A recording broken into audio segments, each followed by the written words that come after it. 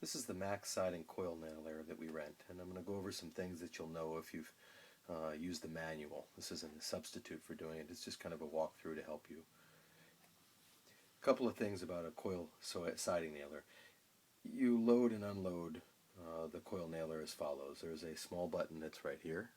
You lift, half of it comes off, and then you lift the other half of the shell. Something that people don't always know is that depending on the size of the nail, this coil must be reset. So right now it's set at 2.5 inches. And if you were to do a coil of nails that was 1 1/4, you would set the coil at this. The reason this is because you're using a coil, you're using a siding nail that has a wire collation. And if that wire is not laid in so that it is moving smoothly into the gun like this, you'll find suddenly for no reason it keeps jamming. You'll think there's a problem with the gun. It's not a problem with the gun. You just haven't set this to the proper nail size. So whatever nail size you decide to use, make sure that you set it appropriately. In the back of this piece of plastic, which you might not be able to see in this light, is a series of numbers that show you in inches and in metric what depth you're using. When you load a machine like this, I'm using stainless steel 2.5 inch siding nails, you do it as follows. You put your nails in, close your clasp down so that they're held firmly, and adjust these nails so that your first nail fits into this initial slot.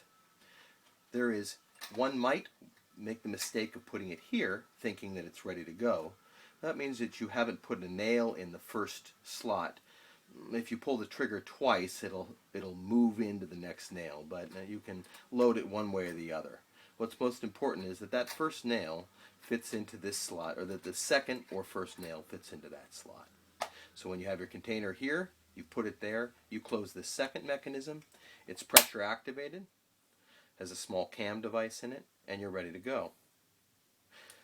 It has an unlock and lock function on it. All of our hand tools always have a swivel tip on it, which makes it easier to use. And as with all nail guns, you can play with it until you put pressure in it, and then it's live. All of our tools are rented, or all our nail guns are always rented with Flexilla 300 psi air hose. And the reason we use this particular product is it doesn't have any memory and it doesn't leave scuffs and marks. We always attach it to a 150 psi compressor.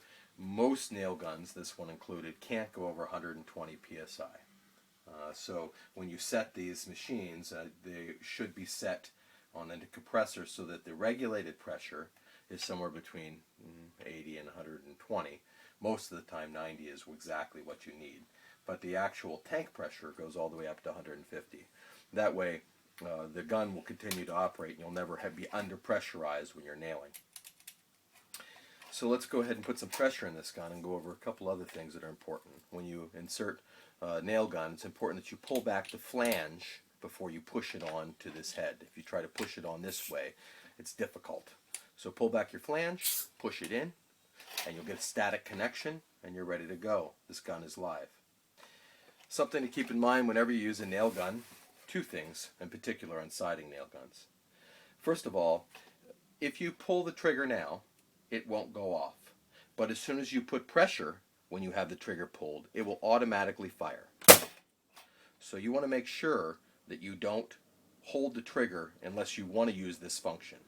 A second important thing on this is when you put this nail through, if your finger is on the underside of wherever you put, you will nail your finger. So be very acutely aware of where this nail's going when you do go ahead and put it down and pull the trigger. This nail didn't go in because I didn't push it cleanly down. But as long as you get a full contact like this and pull the trigger, you'll get a flush hit every time. This little tiny piece of metal right here is important for one thing. It reminds me, you must wear glasses when you use this machine. It has a small plastic guard on it that's supposed to slow down the bits of wire that are collated, but you have to wear glasses because these little flecks fly off all over the place. So that's something to keep in mind when you're using this siding nailer. Unloading it is the same system. You pull back on this piece of bronze sleeve, and you've released pressure, and now the gun is safe to handle and to load or unload, however you see fit. I grab this gun anytime I don't need a framing nailer.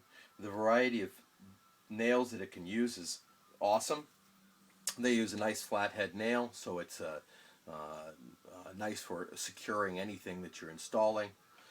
This is a great gun. Max is what my friend Yadek, who's done more siding than I ever have, it's the first gun he picks up, and it's also what he recommended I use if I was going to rent these machines out. Lastly, these are made in Japan. That's always nice.